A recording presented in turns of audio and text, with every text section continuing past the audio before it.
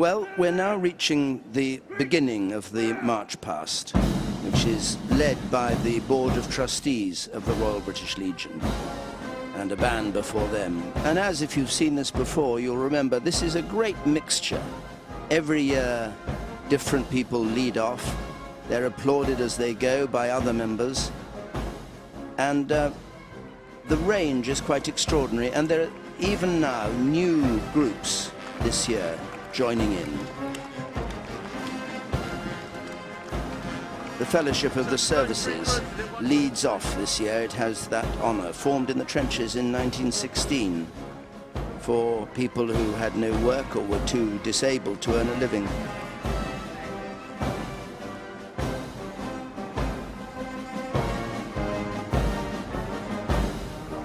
They have 4,000 members, and they're followed by the Burma Star Association, who were still fighting in Burma after the victory in Europe had been declared. They call themselves the Forgotten Army, with good reason. The Far East Prisoners of War Association go through, and the Aden Veterans Association, who fought in the part of the Gulf that is now the Yemen. The First Army Association, who landed in Algeria, who fought behind the German and Italian forces.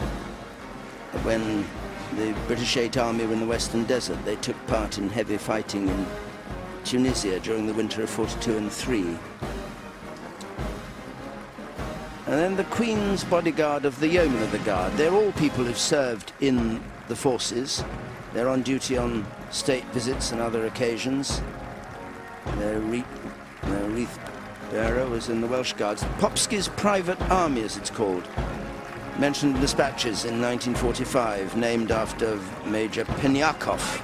They said Popski because they couldn't pronounce the name. And the Norman Veterans, who of course took part in the D-Day landings. The British Korean Veterans Association, as we were hearing earlier, the 60th anniversary of the Battle of Imjin River. And there's a large contingent from the British Korean veterans. The Malaya and Borneo Veterans Association, given permission to wear for the first time a medal awarded by the government of Malaysia. This was the communist insurrection in Malaya at the end of the Second World War, which went on and on. 100,000 British servicemen, many of them national servicemen as a matter of fact, were involved in that pretty grim fighting.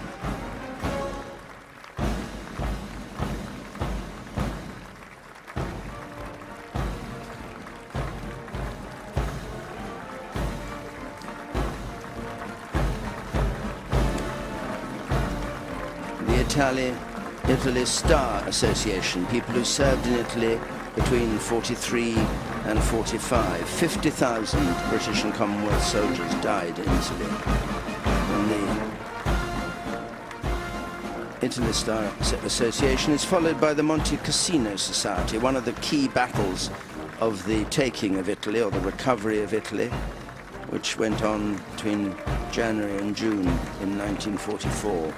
The Gallantry Medalist League, led by a former Army Disposal Officer, Major Alan Islam, or Sergeant Major he is, decorated in Northern Ireland and the UK mainland.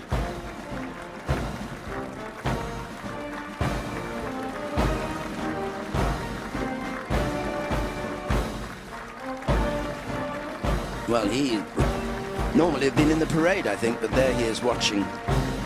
Royal Hospital, Chelsea pensioner, applauding as the huge crowds here are as these people pass through. The British Limbless Ex-Servicemen's Association, led by Lieutenant Colonel Jeremy Church, who lost a leg in Northern Ireland, but stayed on with his regiment, Blesma, which helps people recover and rehabilitate, and behind them the Ex-Services Wheelchair Sports Association, some of whom are hoping to take part in the Paralympics next year and are already in training.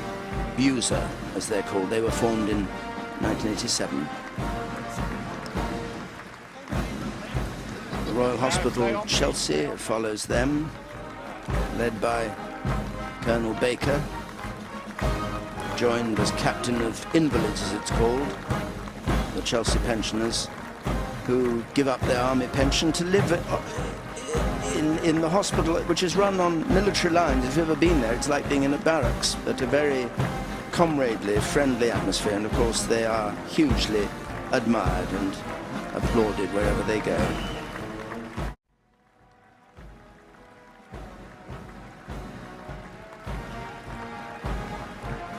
And an important group behind them, the combat stress, as it's called, who try to look after people who have problems resulting from the stress of being in battle.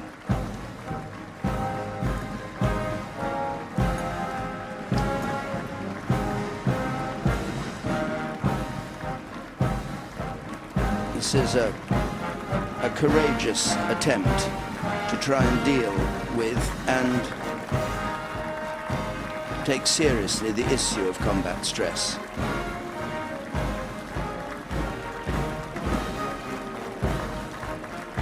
And the first column has gone past, and we will have a second column with the various guards regiments, but let's just join Sophie Rayworth again down there as the columns go past. Sophie. Yes, we are right in the thick of it in Whitehall here. I'm here with Richie Puttock, who served with the Royal Marines. It is extraordinary, the atmosphere here, isn't it? Yes, Sophie, it's incredible. We've had the very solemn and the very dignified service, and there's a very noticeable change of tone now that the veterans in the other organisations are starting to march. It's much lighter, it's lifted, and you can almost feel the pride with the people that are marching and the respect from the members of the public as they're applauding. I think you really can feel the pride. I mean, it's humbling to be here. It's humbling to watch all these people, young and old, walking past the Cenotaph. As Peter Norton said earlier, it's that shared experience that bonds everyone together that's marching today, and the members of the public who come to see them to pay their respects. It's fantastic to see. And that is a very important point, isn't it? Because rounds of applause, you can hear it all the time now, and a lot of public who have turned out, who've been here since very early this morning to show their support to all these former servicemen and women. It's hugely important to the people that have served, and I guess that because these people have been here for so long, it's hugely important to them as well. So, you know, it is fantastic to see the support that people have shown, and long may it continue. And what about for the people who are still serving? What does this show of support mean to them? I believe it shows them that the work they do is very valued, and sometimes when you are a long way away from home, it can be quite easy to forget that the general public back at home are behind the armed forces 100%, and I believe that this shows the people that are still serving that they are supported, they are backed, and they are very, very well respected. Richie Puttock, thank you. You may just have seen there the Royal Northumberland Fusiliers, while Sophie was talking, wearing red and white roses, which they did when they were prisoners of war in Korea in 1951. They made them of paper, and now it's something they proudly wear. And so we go on, the Green Howards, the Duke of Wellington's regiment, and the Cheshire Regiment Association.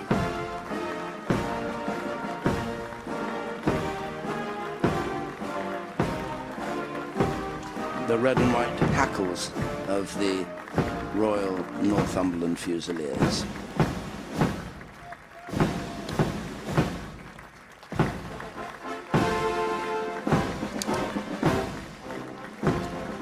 The Parachute Regimental Association in their maroon berets, a large contingent here.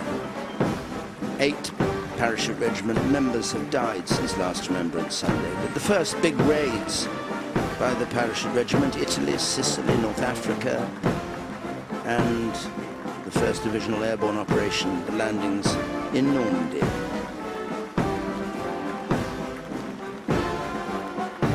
They were, not surprisingly, known by the German army as the Red Devils.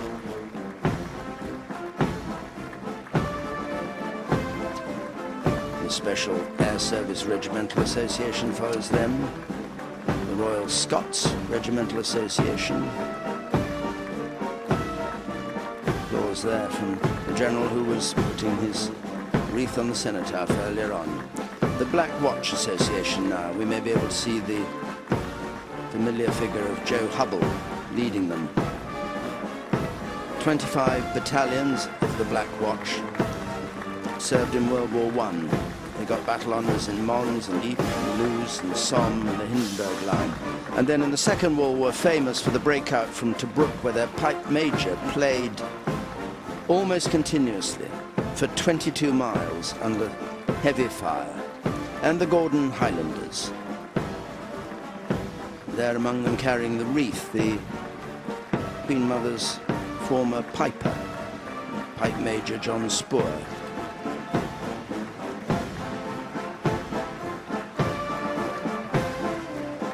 And the garden is growing, or the field of remembrance, perhaps we should call it, at the foot of the Cenotaph.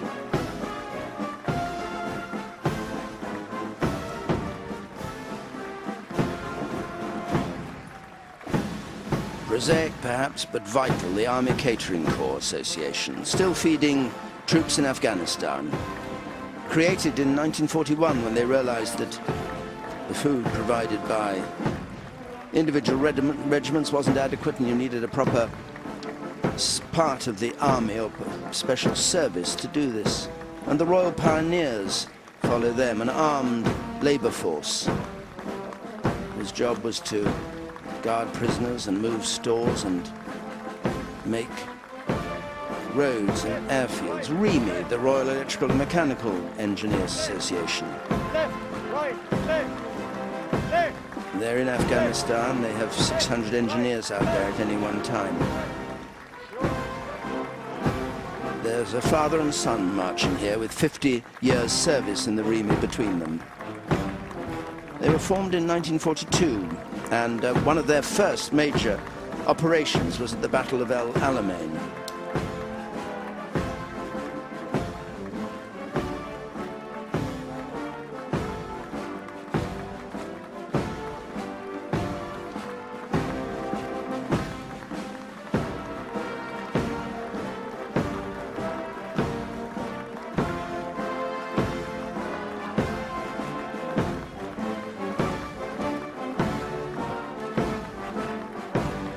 And so the Royal Military Police have passed through, not perhaps the most popular, but a very important part of the services. Queen Alexandra's Royal Army Nursing Corps Association, founded way back in 1902, but still now working, based at the Field Hospital in Cape Baston and other forward operating bases in Afghanistan.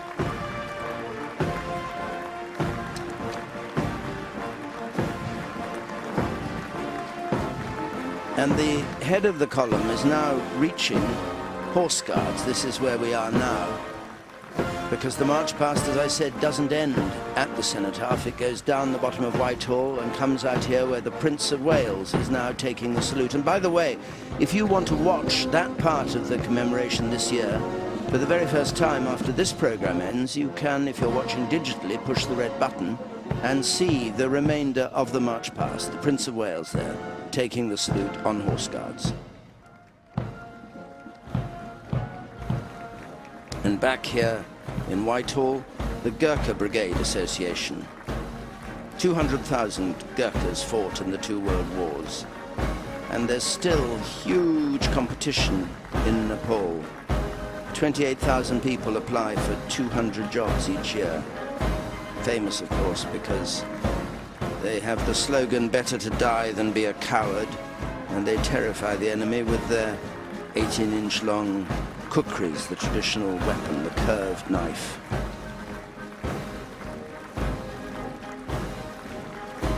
The British Gurkha Welfare Society behind them, who look after the Gurkhas, not those who've come here to Britain, where many of them have suffered some hardship, but those who remain in Nepal.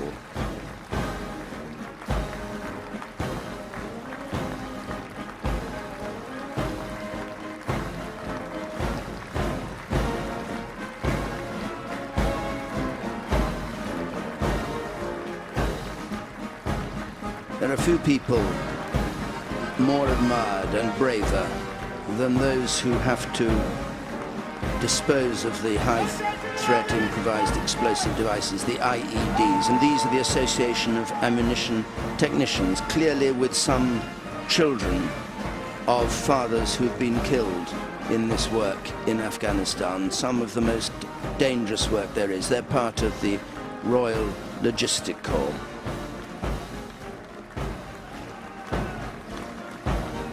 A mother and son who we talked to last year, I think, during this Cenotaph ceremony.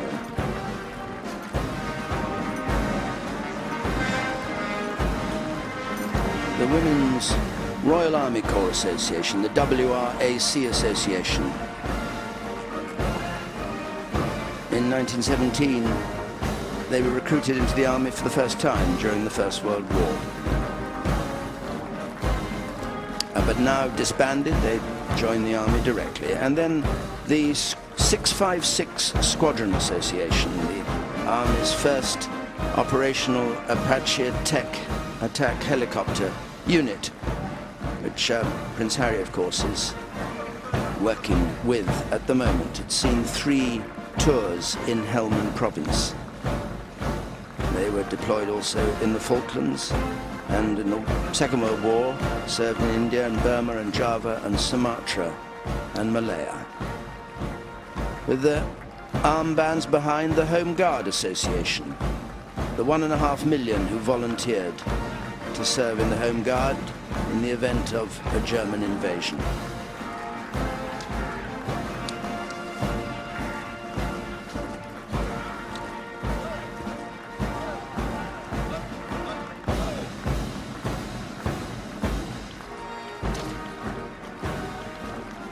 The Army Air Corps Association.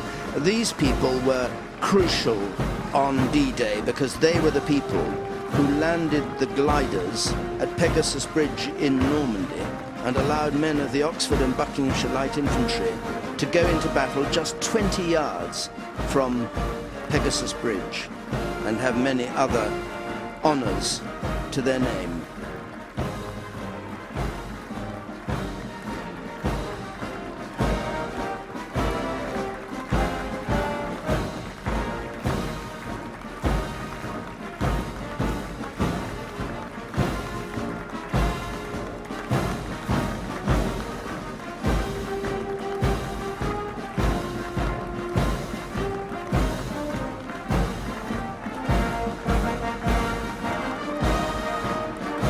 And now the Royal Air Forces Association, we move to detachments from the Royal Air Force.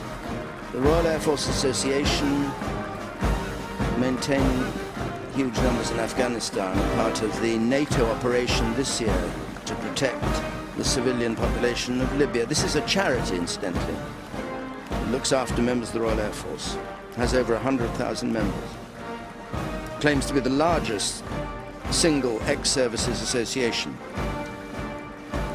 And the RAF Regiment Association follows them, which particularly distinguished itself in Monte Cassino and at the Normandy landings and in Burma and Maiktila, where it counterattacked against Japanese forces who were trying to capture their airstrip. The RAF Regiment, who are, in a sense, the military force of the Royal Air Force.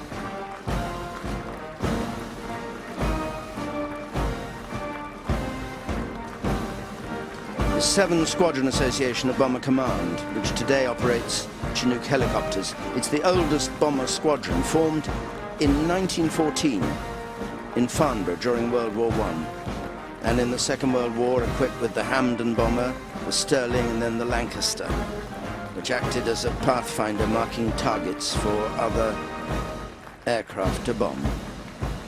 Let's go back to Sophie. And I'm here with Richie Puttock from the Royal Marines Association. It's striking how many service charities are represented here this year. Yes, Sophie, I think more than ever before. I think in recent years there has been a reinvigoration of pride in belonging to a service charity or a regimental association, and a lot of that is due to the public support that the forces now have. And you know how important all those charities are because you work first-hand with injured servicemen and families who've lost people. Absolutely, Sophie. It's not just about the money. The charity that I work for, its remit hasn't changed in the 65 years that it's existed. It's to support former Royal Marines, serving Royal Marines and their families for a lifetime. We have a saying, once a Marine, always a Marine, and we believe in that very deeply. But for all of the service charities, they face challenges in the years ahead. But with the support we have now of the public, I think we'll get there. Certainly a huge amount of support here today. Thank you very much.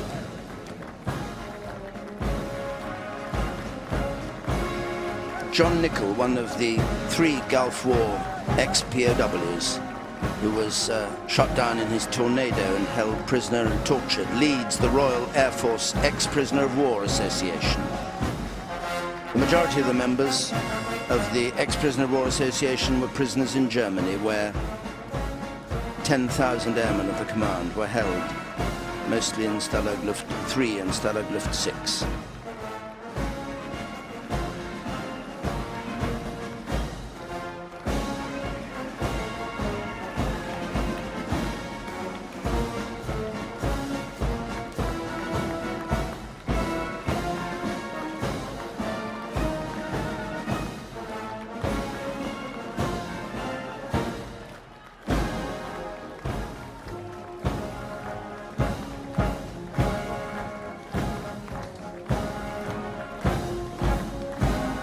The RAF Police Association, the RAF Nursing Association, the Bomber Command Association, who incidentally are hoping to have finished by next year their war memorial in Green Park.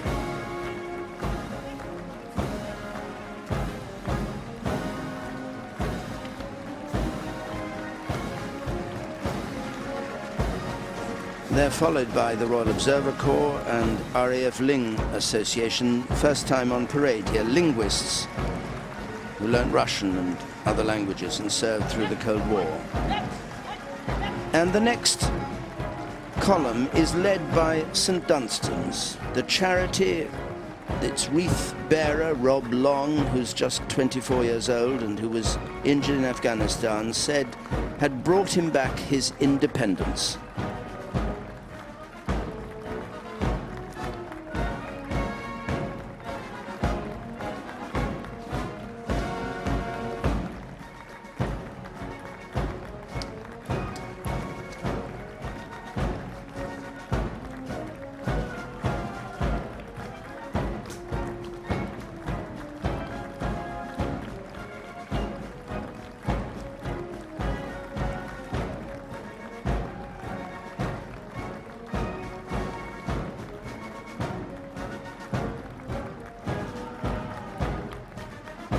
St Dunstan's, followed by the Ulster Defence Regiment, Irish Defence Forces Veterans UK, the Northern Ireland Veterans Association, and now SAFA, the Soldiers, Sailors, Airmen and Families Association.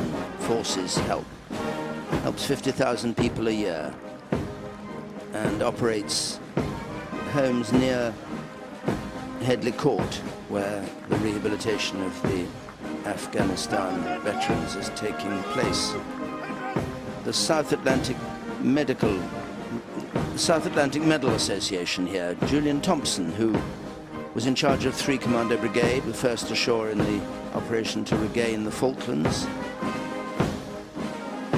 People who were involved in the rescue of troops from the bombed ship Sir Galahad. 255 British servicemen lost their lives in the Falklands operation.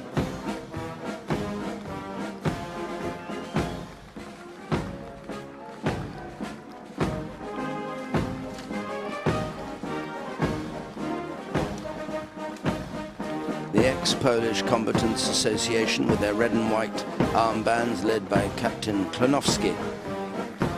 500,000 Poles fought under British command in World War II, and the Polish Air Squadron 303 particularly revered for downing more aircraft than any other squadron. 9 of its pilots were designated aces. They fought also with great distinction at the Battle of Monte Cassino. They're followed by the Canadian Veterans Association,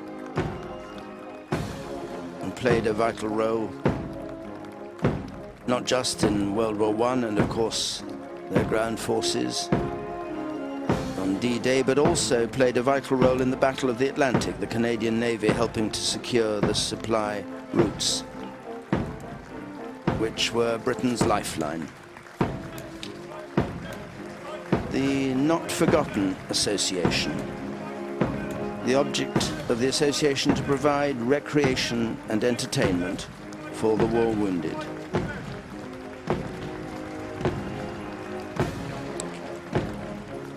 And the Royal British Legion and the Royal British Legion Scotland round off this column. They were talking about the amount of money, Sophie was, that has been raised. It's interesting that not just the Royal British Legion raised money, but Help for Heroes, the Royal Star and Garter Homes, the Salvation Army, St Dunstan's all raise money. In all, it's estimated each year something like £300 million are raised for service charities. Perhaps you are not surprised if you see the crowds here and the reverence in which they're held. The Royal Naval Association, Shipmate as he's called, Jim Patterson, has been the standard bearer down in Plymouth for 20 years. They have 20,000 serving and ex-serving members with branches all over the UK and abroad. And they're followed by the Merchant Navy Association, carrying that white anchor. Vivian Foster, the national president. Her uncle died in World War II, and her father was missing for 2 years. 32,000 men and women of the Merchant Navy were lost in the war. They have no known graves, of course, but a memorial for them, stands now at Tower Hill.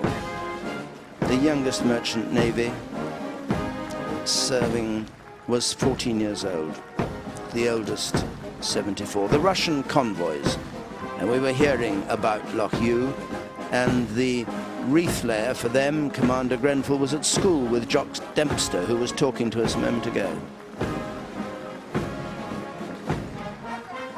These are the veterans who delivered supplies to Archangel and Murmansk, of course.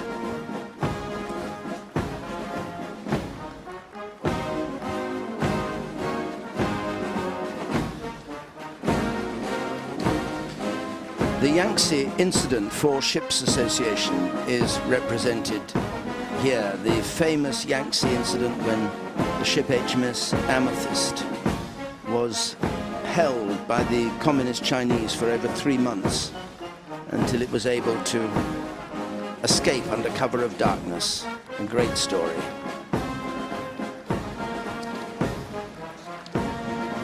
The Fleet Air Arm Association. The Royal Navy's Air Force, in effect.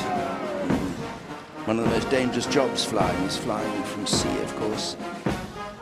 It operates now in the North Arabian Gulf. It supports the piracy operations off the coast of Somalia. 6,000 Royal Naval Air Service and Fleet Air Arm personnel gave their lives.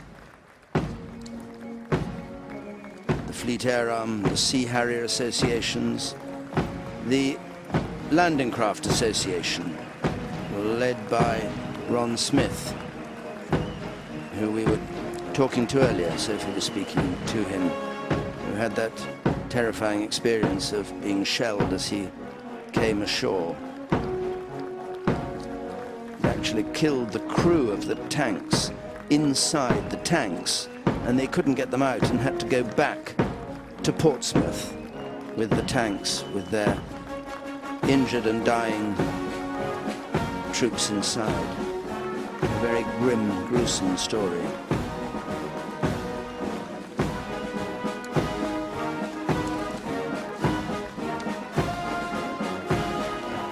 The Algerines Association, they're always here on parade.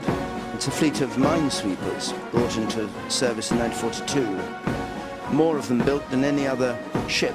And they were preceded by HMS Cumberland Association, the ship that was decommissioned after helping to rescue Britons just this year in June and served longer than any other ship in the Royal Navy.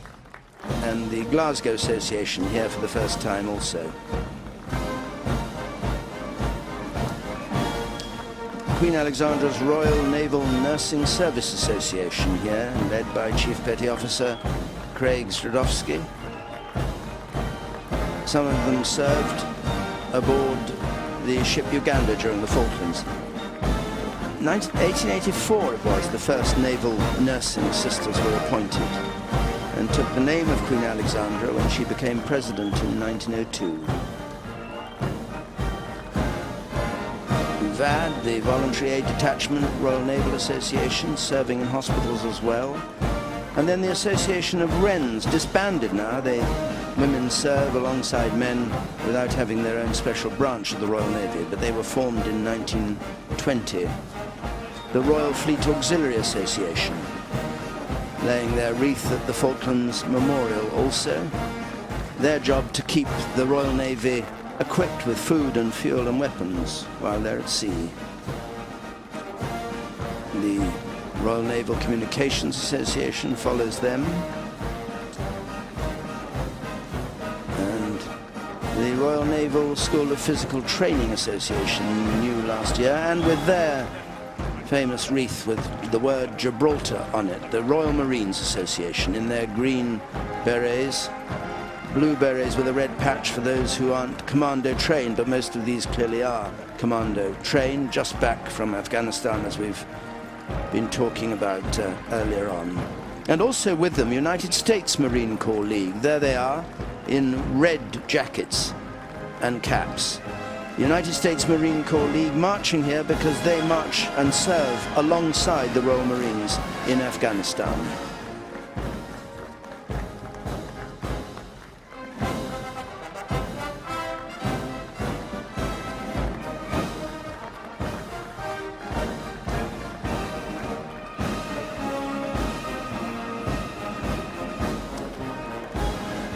And now we come to